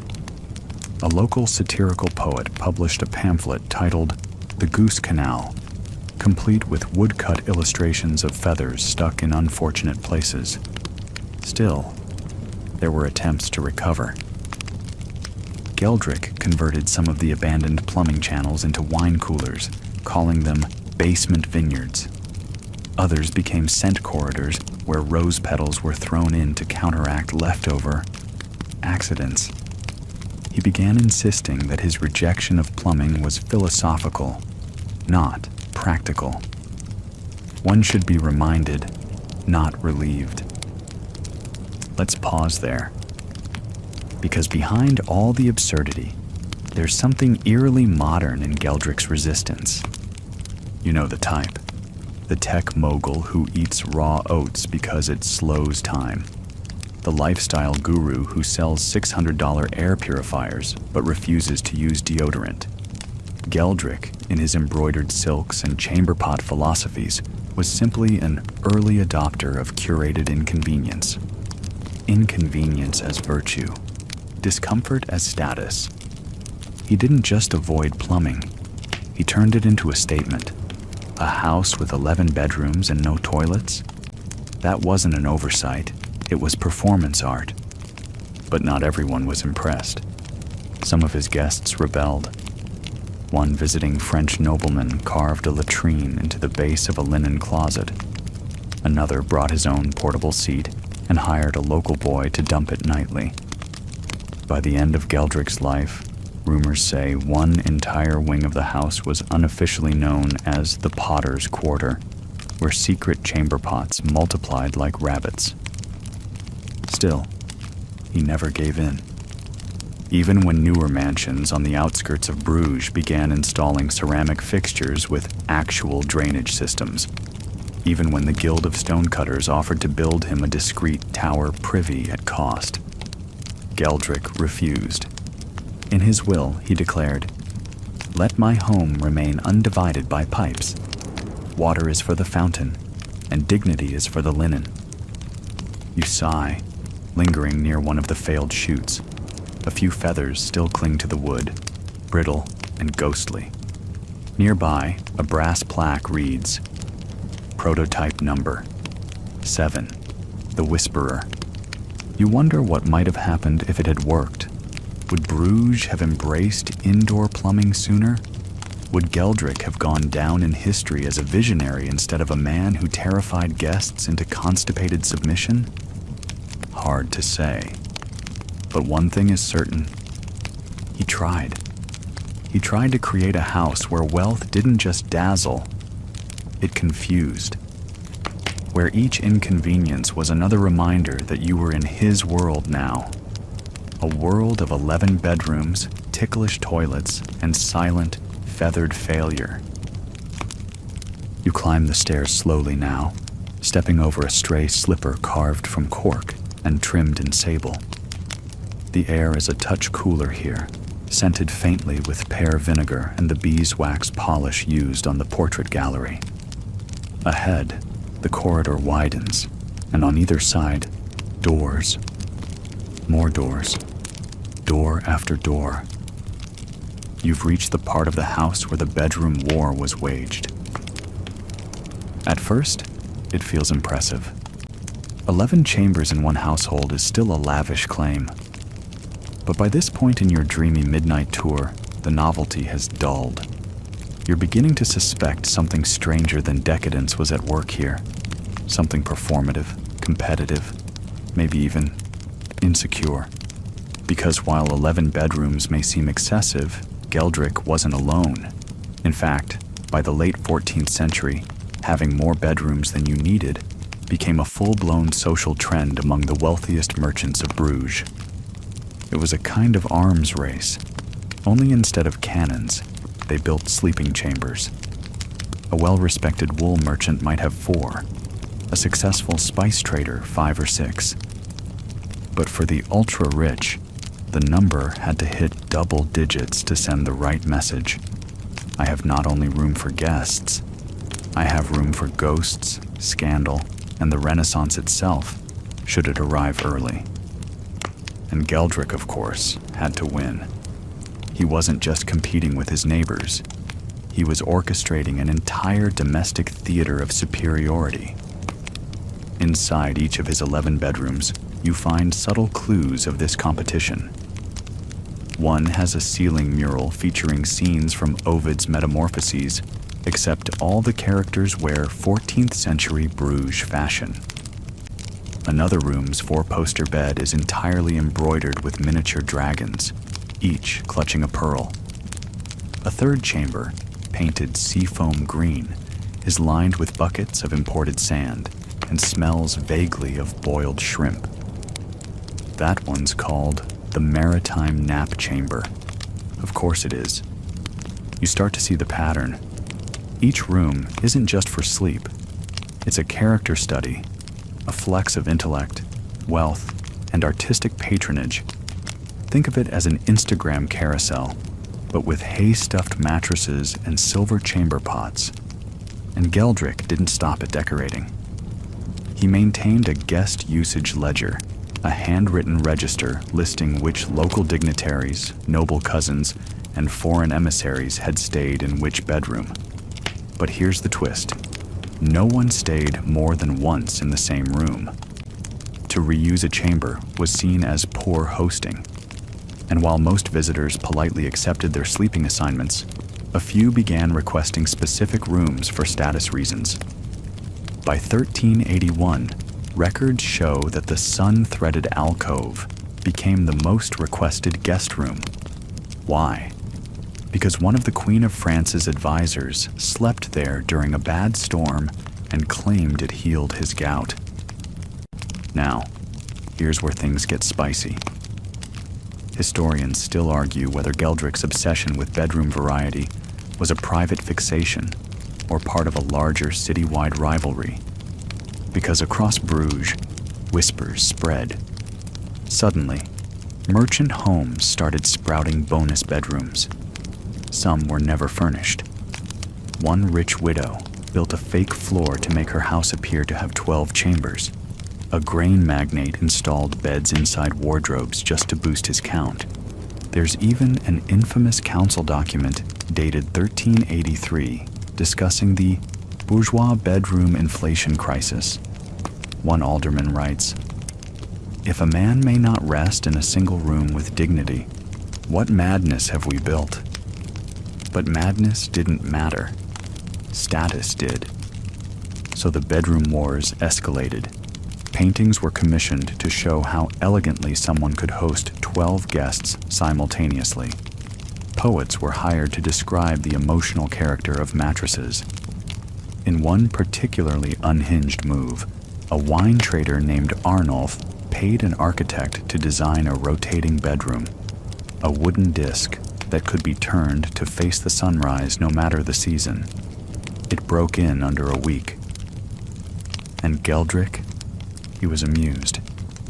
He continued commissioning eccentric rooms like the Silken Silence Suite, which banned talking after midnight, and the Feathered Confession Room, which guests suspected doubled as a rumor collection trap.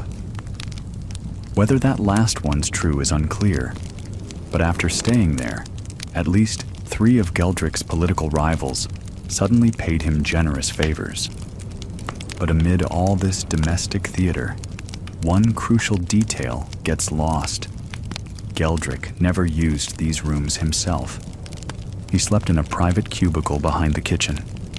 A tiny chamber, barely wide enough for a cot and a prayer stool.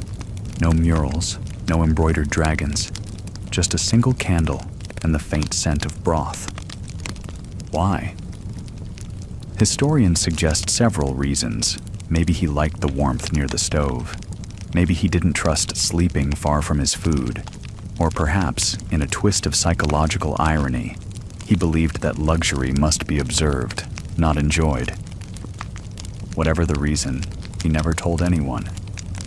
And so his bedrooms lived full social lives without him, hosting secrets, scandal, and the occasional romantic rendezvous between visiting diplomats and overly helpful maids. You run your fingers along a velvet bedspread. Its once rich burgundy faded to dried rose pink. There's a faint imprint of something beneath. Perhaps a love token, or a leftover bundle of dried lavender meant to ward off night sweats. These rooms feel less like places for sleep now, and more like a stage. And just like stages, they told stories Geldric wanted others to believe, that he was generous, worldly, tasteful, and above all, undeniably superior.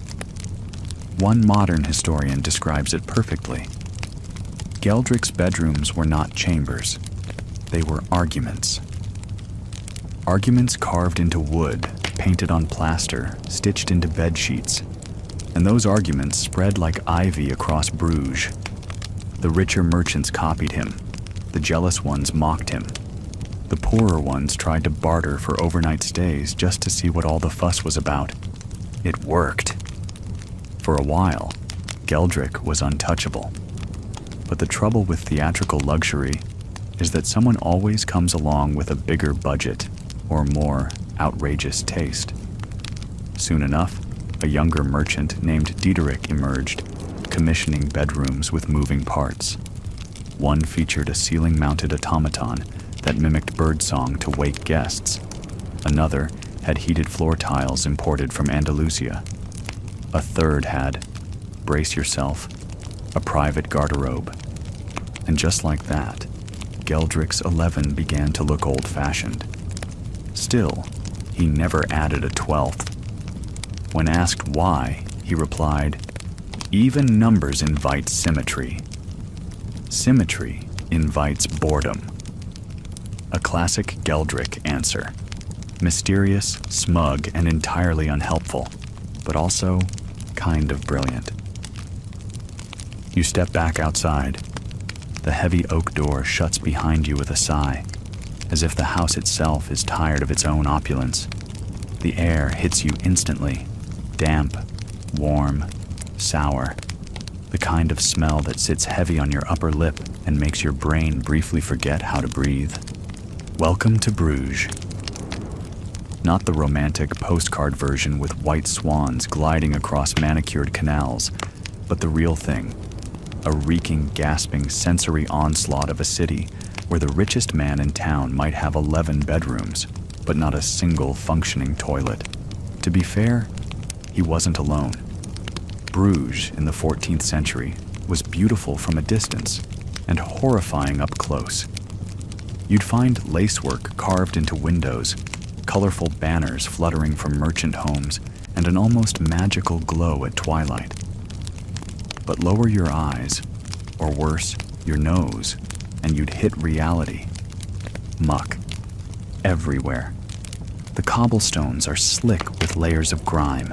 Fish scales, chicken feathers, horse droppings, spoiled cabbage, and the occasional rogue eel. People toss waste from upper windows with barely a grunt of warning. The gutter is not a metaphor, it is the sewer. And it runs straight into the city's proudest feature, its canals. Yes, those picturesque waterways, they're a bit less charming when you know they double as Bruges' public latrine system. And if you're wondering why the city seems to have more perfume vendors than candle makers, well, now you understand. You pass a tanner's workshop. That alone is enough to make your eyes water. Animal skins, urine vats, limestone slurry, and the unmistakable perfume of sweat. Medieval tanning wasn't just a job, it was a life-shortening hobby. Some historians argue whether Bruges' tanning guilds were intentionally kept outside the city walls, or simply should have been. And that's not even mentioning the cabbage carts. Cabbage, cheap, filling, and responsible for 90% of Bruges' digestive regrets, was sold from sun-baked stalls, chopped on wooden blocks so ancient they may have fossilized. One child skips by you eating a boiled onion on a stick. A small pig trots after her. The pig looks cleaner. You glance back toward Master Geldrick's mansion. It rises like a jeweled oyster from this slightly rotting sea of humanity. Inside, mulberry silk, dried rose petals, cinnamon-scented pillows. Outside, dung, onions, and the ghost of last week's spoiled haddock. There's an irony here that's impossible to ignore. Because for all his wealth, for all the silken beds and powder-scented pantries, Geldrick could never escape the smell of Bruges. He might muffle it with ambergris, or distract himself with a lute recital, but it would always seep in, through floorboards, under windows, wafting up the tapestries like an unwelcome house guest. There's a curious story about Geldrick's obsession with canal purification. According to a letter preserved in the city archive, and still debated among historians, Geldrick once funded an ambitious plan to sweeten the canals using floating reed beds and imported lavender oil. He hired 3 engineers from Ghent and paid a small fortune to build wooden rafts loaded with aromatic herbs. These were to be towed along the canals every morning by orphan apprentices who were paid in biscuits. It did not go well. The orphans mutinied on day 4. The engineers quit on day 6. By day 9, all the lavender had been stolen and repurposed into sachets sold at an elite nunnery market stall. The rafts themselves were later seen being used as picnic platforms by dockside musicians. Still, the idea wasn't entirely absurd. Venice had tried similar floating gardens. And in Bruges, where olfactory desperation ran deep, perfumed engineering had its moment of glory. One merchant reportedly kept a smell diary, tracking wind direction, market days, and what he dubbed scents of catastrophic magnitude. His descendants eventually burned the diary after a servant vomited on page 27. You walk toward one of the city bridges. Below it, a canal glistens in the fading light, almost beautiful if you squint hard enough and forget to inhale. A barge slides by slowly, carrying dyed cloth. The water it displaces leaves behind a disturbing film of rainbow and foam. Some say Bruges stank more than other cities of its size. Others claim the humidity just made it worse. Historians still argue whether the real problem was the overconcentration of industry or simply the refusal of the elite to spend on sanitation infrastructure. After all, toilets weren't exactly a priority for men with velvet robes and goose feather mattresses. Even in the wealthiest homes, chamber pots were the norm. Some families had beautifully decorated ones, hand-painted in Delft, or shaped like fruit baskets. But in the end, a gilded poop bucket is still a poop bucket. There were rumors that Geldrick once commissioned a porcelain chamber pot shaped like a lion's head. Whether this is true is unknown, but a chamber pot matching that description is currently housed in a private collection in Ghent, and it's rather detailed. So why didn't the richest man in Bruges just install a toilet? Well, the technology did exist in crude form. Castles sometimes had garderobes, stone shafts that dropped waste into a pit or moat. Wealthy households could, in theory, copy this, but doing so inside a narrow merchant townhouse required expensive rerouting, construction permits, and more engineering than Geldrick was willing to tolerate. Besides, there was a belief, half superstition, half social logic, that too much attention to personal waste was somehow vulgar. To Geldrick's class, discussing sanitation was the verbal equivalent of arriving to a banquet with dirt under your nails. Better to suffer in silence and spray more rosewater. Even when Bruges experimented with public toilets in the town squares, a sort of boxy wooden kiosk, wealthy citizens rarely used them. They were for commoners, travelers, and those with weak bladders or no reputation to lose. Geldrick's solution? Do your business discreetly, have a servant handle the aftermath, and never mention it in polite company. You pause near a vendor selling pomanders, tiny metal globes pierced with filigree, filled with dried herbs and scented wax. One is shaped like a pear, another like a heart. They're sold to city dwellers desperate to protect their nostrils. You buy one on impulse. The vendor smiles. He's seen that expression before. It doesn't help. Not really. You clutch it anyway, because sometimes the illusion of cleanliness is the best you can hope for. Just like 11 bedrooms, it's less about comfort and more about the performance of comfort. And in a city that smells like boiled eels and ambition, performance is everything. You make your way back toward Master Geldrick's home, pomander clutched like a talisman against the stench of the world, and it suddenly hits you. He wasn't alone in his madness. In fact, in the final decades of the 14th century, there was something of a bedroom arms race sweeping through Bruges' merchant class. Wealth wasn't just measured in gold or land anymore. It was measured in how many beds you had, how many rooms were lined with velvet drapes, and how many embroidered pillows sat atop mattresses nobody ever used. It started innocently enough. One wealthy dyer added a second bedroom so his cousin from Ghent could visit. Then a cloth merchant added a third to one-up him. Before long, men were building 5, 7, even 10 bedrooms, each more absurdly appointed than the last. A silk importer famously built a guest room with mirrored walls and imported pine cones from Castile, just so visitors would remark on the scent.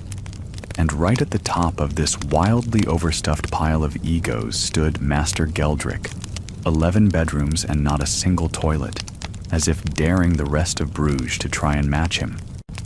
But what drove them? There was no Airbnb, no hoteling business model, no real expectation of having dozens of people overnight at once, no TikTok tours of their homes.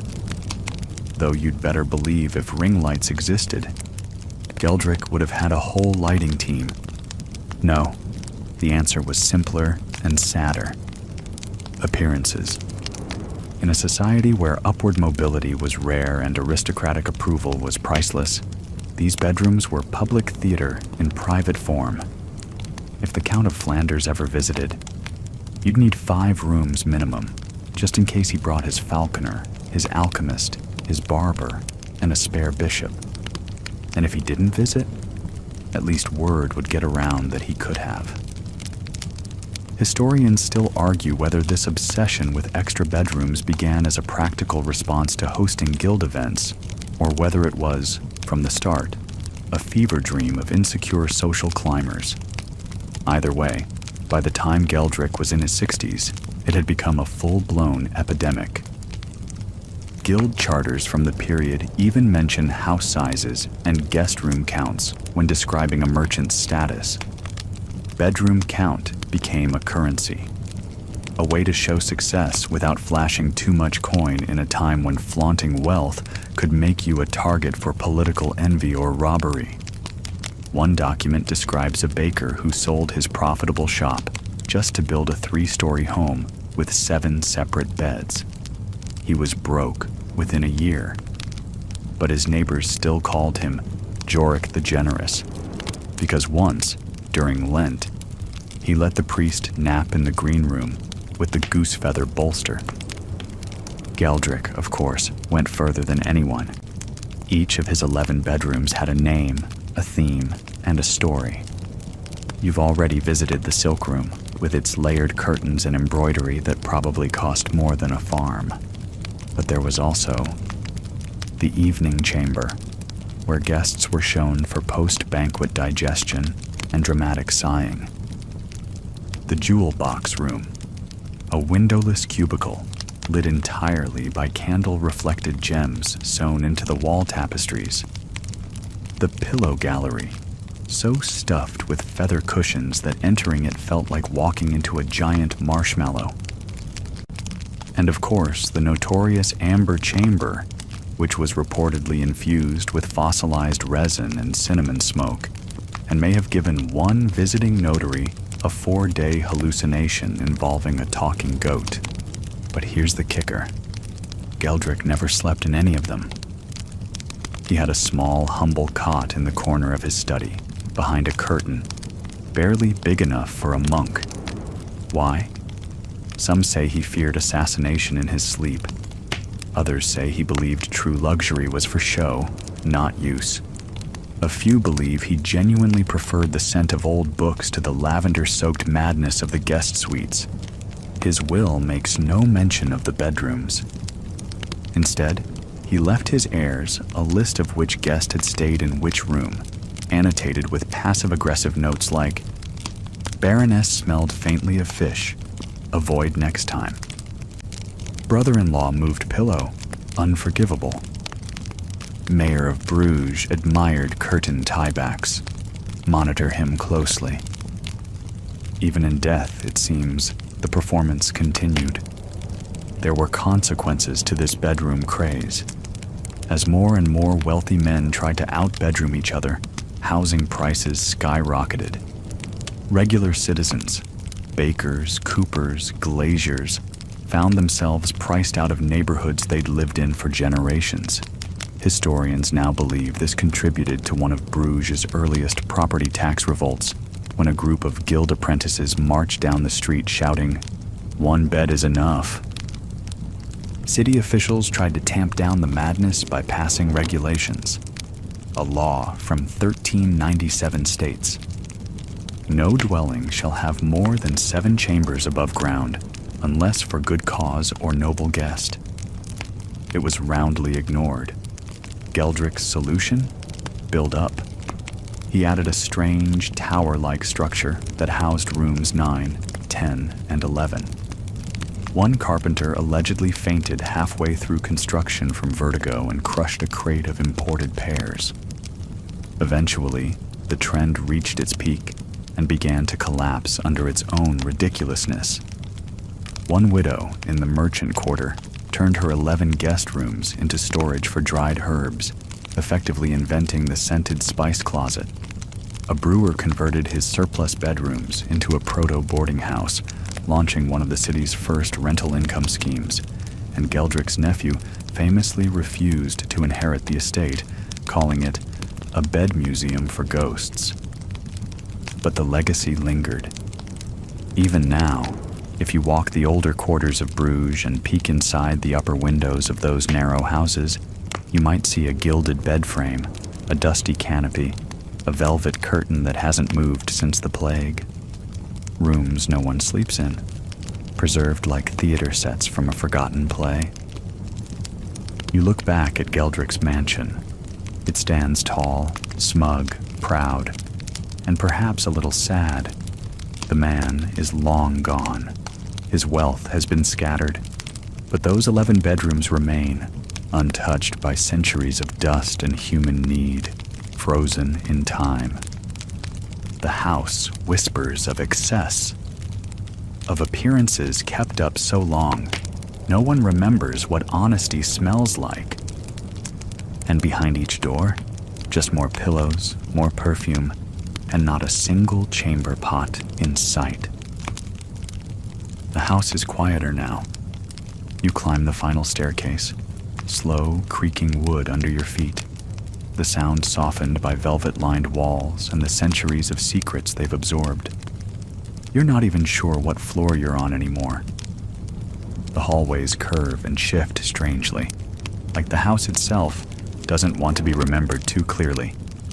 At the very top is the smallest of the 11 bedrooms, a room so unremarkable that even Geldrick's servants called it simply the little one with the green rug. No name, no theme, no imported anything.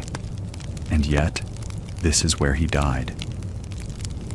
There's no grand bed in here, no lace canopy, no footstool carved from ivory, just a narrow wooden cot, a worn blanket, and a nightstand holding a half-melted candle, a bone comb, and a letter to no one. Here, where all the bedrooms and performances fell away, Master Geldrick finally chose to sleep. Historians still argue whether he died peacefully or choking on a candied fig, as one jealous rival once alleged.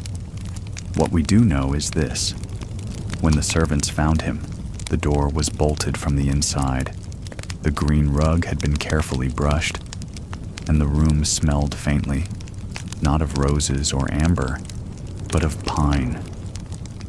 He'd sent the rest of the household away 2 days prior. No feast, no final audience, no priest whispering indulgences. Just him, in the only room that never mattered to anyone else. A room with no paintings, no windows, and, surprise, surprise, no toilet. His will was famously brief. Beyond the bizarre bedroom guest log, it included a gift to the city. 100 gold florins to construct a public fountain near the wool exchange, so that the people may have water as clean as their betters pretend theirs to be. The city council, naturally, pocketed half the sum and built a very small basin shaped like a goose. Still, for years, common folk whispered that Geldrick had repented, that all the ridiculous rooms were a mask, and in the end, he chose humility. Others disagreed. A popular tavern joke went, "The richest man in Bruges died with 11 beds and 12 regrets. One for every room, and one for forgetting the outhouse." The mansion passed to a cousin, then another, then a banker who gutted most of the bedrooms and turned them into display galleries for wool samples. Some say a few of the original rooms remain intact, sealed behind false walls, undisturbed since Geldrick's time. Children still dare each other to knock on the heavy oak doors. Locals claim that if you press your ear to the outer stone late at night, you can hear the faint rustle of feather pillows, or the resigned groan of a guest who really needed a chamber pot. But mostly, the house just stands there, quiet, watching. The story of Master Geldrick faded gradually from history, mentioned only in footnotes and architectural digressions. But his legend lives on in every chandelier left lit just a bit too long, in every guest room fluffed for someone who won't come, and in every grand estate where the bathroom is inexplicably downstairs, behind 3 locked doors, and next to the goose pantry. You descend the staircase now, one last time. Past the room with the jewel-studded curtains, past the mural of St. Eligius awkwardly blessing a chambermaid, past the hallway that smells like dried fruit and ambition. The house lets you go, creaking as if exhaling. You step into the cool night air. The canals are quiet. The scent of Bruges, peat smoke, river fog, and a hint of roasted turnip settles over you. You made it. Somehow, against all odds, you survived 11 bedrooms and 0 toilets. Not everyone does. The streets of Bruges grow still now, fading into mist and moonlight. The clatter of carts, the shouts from the fishmongers, even the thump of wooden shoes on stone, quieted. Let your breath settle. You're no longer in the candlelit corridors of Geldrick's mansion. where the air was perfumed but heavy, and every hallway led to a room built for someone else. Now you're floating gently above the rooftops, past chimneys shaped like chess pieces, watching smoke curl into the stars. The bells of the cathedral chime in the distance, soft and slow. With every echo, your limbs grow heavier, your eyes soften. You remember the absurdity of 11 empty beds, and somehow it makes the silence feel earned. Even the wealthiest merchant in Bruges, with all his pomp and pillows, ended up in a quiet room with nothing but a green rug. And here you are, in your own space, without a jeweled ceiling or amber-scented curtains, just the stillness of night and the warmth of rest. Let that thought wrap around you now. You don't need 11 bedrooms. You don't even need one made of silk. All you need is this moment, this breath, this soft hum in the background, this calm. Whatever the day brought, it's far behind you now.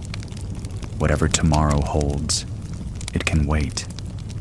Tonight, there's only sleep. Drift gently, sleep well. You are safe, you are home. And somewhere in the city of dreams, a bed waits. Just one. And it's yours.